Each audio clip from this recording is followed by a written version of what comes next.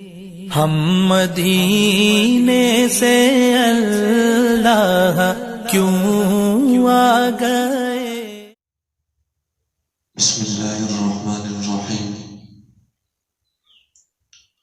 اللہم صلی علی سیدنا و مولانا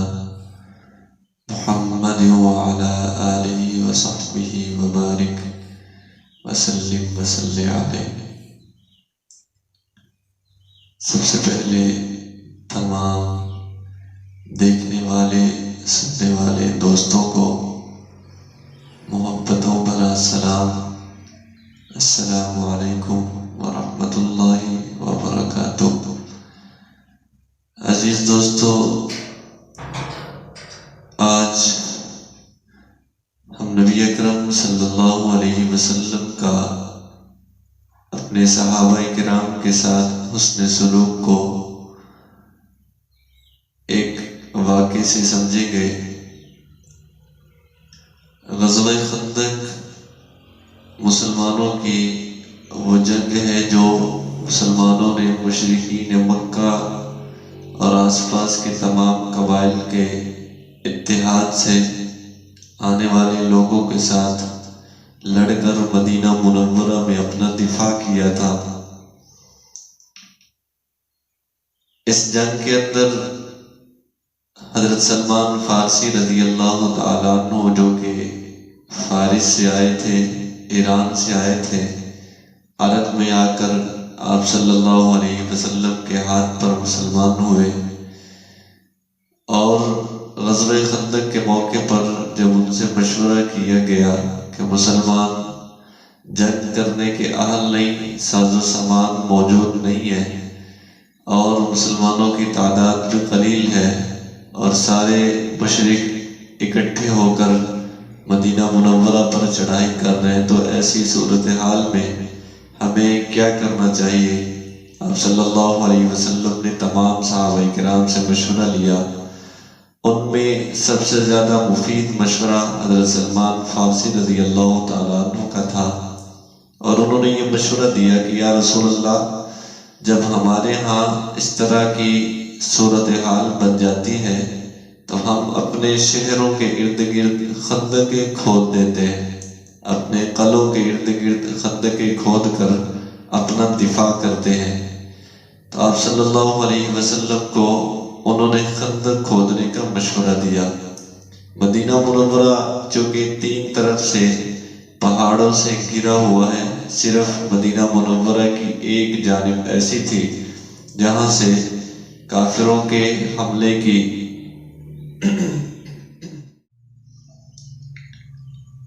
صرف ایک جانب ایسی تھی جہاں سے دشمن کے حملے کی توقع تھی۔ آپ صلی اللہ علیہ وسلم نے اسی جانب صحابہ کرام کو مدینہ منورہ سے باہر قریب 5 کلومیٹر لمبی خندق کھودنے کا حکم دے دیا۔ مشورے میں یہ بات حضرت سلمان فارسی رضی اللہ تعالیٰ عنہ نے رکھی تھی، اور اسی مشورے پر عمل کیا گیا۔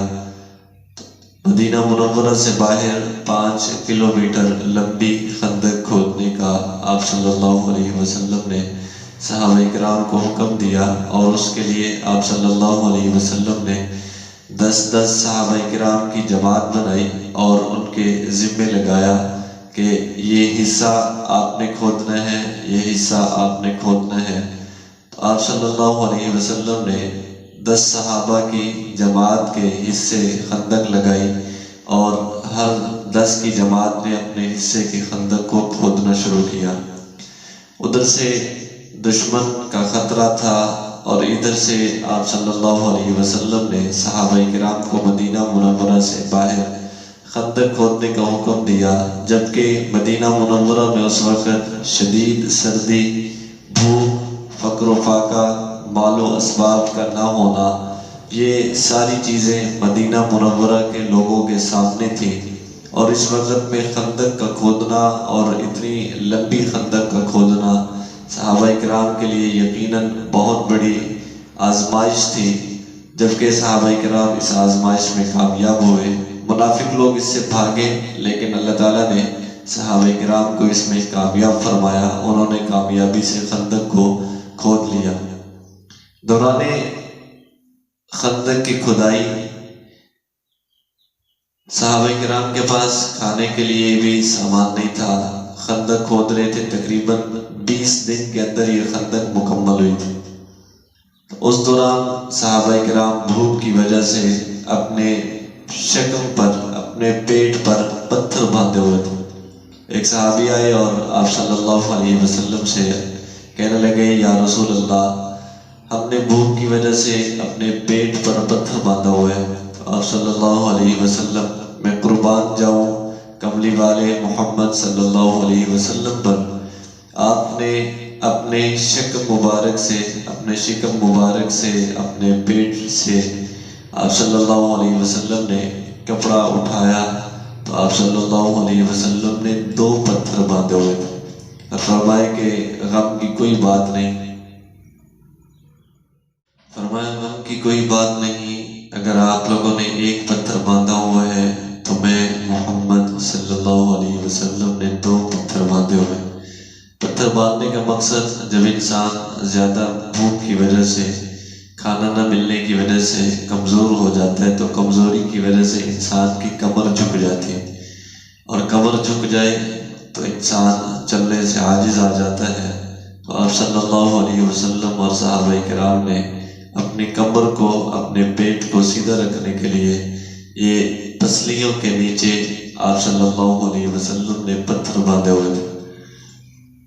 اسی دوران حضرت جابر رضی اللہ تعالیٰ عنہ کو پتہ چلا کہ آپ صلی اللہ علیہ وسلم بھوک کی وجہ سے آپ کے شکم مبارک پر پتھر باندھے ہوئے۔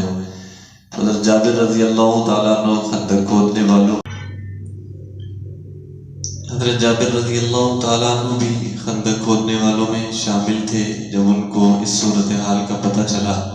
گھر گئے اور اہلیہ سے جا کر پوچھا، کیا کھانے کے لیے کچھ موجود ہے؟ کہ رسول اللہ صلی اللہ علیہ وسلم کی بھوک کی شدت کی وجہ سے یہ حالت ہے کہ حضور اکرم صلی اللہ علیہ وسلم نے اپنے شکم مبارک پر 2 پتھر باندھے ہوئے ہیں۔ تو اہلیہ نے کہا کہ بکری کا 1 بچہ ہے اور 3 سیر کے قریب جو کا آٹا موجود ہے۔ تو حضرت جابر رضی اللہ تعالیٰ عنہ نے اپنی بیوی سے کہا کہ آپ کھانا تیار کرو، میں رسول اللہ صلی اللہ علیہ وسلم کو اور ان کے ساتھ 4-5 رفقا کو بلا کر لاتا ہوں اور ان کو کھانا کھلاتے ہیں۔ اہلیہ نے تاکید کی کہ 4-5 سے زیادہ کو نہ بلانا، کہ کھانا اس سے زیادہ لوگوں کے لیے میسر نہیں ہو سکے گا۔ حضرت جابر رضی اللہ تعالیٰ عنہ گئے اور جا کر آپ صلی اللہ علیہ وسلم کو بتایا کہ یا رسول اللہ، ہم نے آپ کے لیے دعوت تیار کی ہے، اور دعوت میں ہمارے پاس جو کھانا موجود ہے وہ 4 سے 5 لوگوں کا ہے، لہذا آپ اپنے ساتھ اپنے 4-5 ساتھیوں کو لے کر ہمارے گھر تشریف لائیے۔ رسول اللہ صلی اللہ علیہ وسلم نے حضرت جابر رضی اللہ تعالیٰ عنہ کی بات کو سنا اور اعلان فرما دیا، یا اہل الخندق ان جابرا قد صنع سورا، اے خندق والو، جابر نے دعوت تیار کی ہے، فحیہ حلم بکم، بس آؤ اور جابر کے گھر چلے دعوت کھانے کے لیے۔ رسول اللہ صلی اللہ علیہ وسلم اپنے ساتھ تمام صحابہ کرام کو دعوت پر مدعو کیا اور حضرت جابر رضی اللہ تعالیٰ عنہ کے گھر جانے کے لیے تیار ہو گئے۔ فرمایا، آؤ چلے، جابر نے ہمارے لیے دعوت کا انتظام کیا ہے۔ حضرت جابر رضی اللہ تعالیٰ عنہ پریشان ہوئے کہ کھانا بہت قلیل مقدار میں ہے، اور آپ صلی اللہ علیہ وسلم نے تمام صحابہ کرام کو دعوت دے دی۔ گھر جا کر بیوی کو بتایا، اور بیوی آگے سے کہنے لگی، کیا تم نے رسول اللہ صلی اللہ علیہ وسلم کو بتا دیا تھا کہ ہمارے ہاں اتنا ہی کھانا ہے؟ کہا ہاں میں نے بتا دیا تھا۔ کہا جب تم نے بتا دیا تو پریشان ہونے کی بات نہیں، غمگین ہونے کی بات نہیں، اللہ کا رسول صلی اللہ علیہ وسلم بہتر جانتا ہے کہ وہ 3000 صحابہ کرام کو کیسے کھانا کھلائیں گے۔ آپ صلی اللہ علیہ وسلم نے حضرت جابر رضی اللہ تعالیٰ عنہ کو وہاں سے واپس آتے ہوئے ایک بات ارشاد فرمائے کہ جابر، جب تک میں نہ آؤں تو تم نے اپنی ہنڈیا کو اتارنا نہیں، ولا لا تنزلن برمتکم، اپنی ہنڈیا کو نہ اتارنا، ولا تخبزن عجینکم، اور تمہارا آٹا بھی گوندنا شروع نہ ہو، تم آٹا بھی نہ گوندنا حتیٰ اجیئا، یہاں تک کہ میں خود آ جاؤں۔ تو آپ صلی اللہ علیہ وسلم کی اس نصیحت کے ساتھ حضرت جابر رضی اللہ تعالیٰ عنہ اپنے گھر واپس آئے اور اپنی اہلیہ کو بتایا۔ حضرت جابر رضی اللہ تعالیٰ عنہ کی اہلیہ بڑی سمجھدار خاتون تھیں۔ انہوں نے آپ صلی اللہ علیہ وسلم کا انتظار کیا۔ آٹا گوندا ہوا تھا تو آپ صلی اللہ علیہ وسلم تشریف لائے۔ آپ نے آٹے پر کچھ پڑھا اور وہ خواتین جو روٹی پکانے والی تھیں، آپ نے ان کو ارشاد فرمایا کہ اب تم کھانا بنانا شروع کرو۔ اور آپ صلی اللہ علیہ وسلم، سالن بنا ہوا تھا، تیار تھا، آپ نے سالن خود تقسیم کرنا شروع کیا۔ آپ صلی اللہ علیہ وسلم نے سالن کو تقسیم کرنا شروع کیا اور فرمایا کہ صحابہ کرام کی تعداد میں کچھ صحابہ کرام 10 کی جماعت، 20 کی جماعت، 30 کی جماعت کو آپ صلی اللہ علیہ وسلم نے بٹھا کر کھانا کھلانا شروع کیا۔ تو اللہ کے حکم سے، اللہ کے کرم سے، اللہ کے فضل سے حضور صلی اللہ علیہ وسلم کا یہ معجزہ سامنے آیا کہ وہ 3000 کے قریب صحابہ کرام سارے کے سارے سیر ہوئے، پیٹ بھر کر کھانا کھایا، اور آخر میں رسول اکرم صلی اللہ علیہ وسلم، حضرت جابر رضی اللہ تعالیٰ عنہ اور تمام گھر کے افراد کھانا کھا چکے۔ کھانا پھر بھی ویسے کا ویسا موجود تھا۔ تمام صحابہ کرام، تمام اہل خانہ نے کھانا کھایا، اور اللہ کے فضل سے حضور صلی اللہ علیہ وسلم کا یہ معجزہ ظاہر ہوا کہ کھانا پھر بھی ویسے کا ویسا موجود تھا۔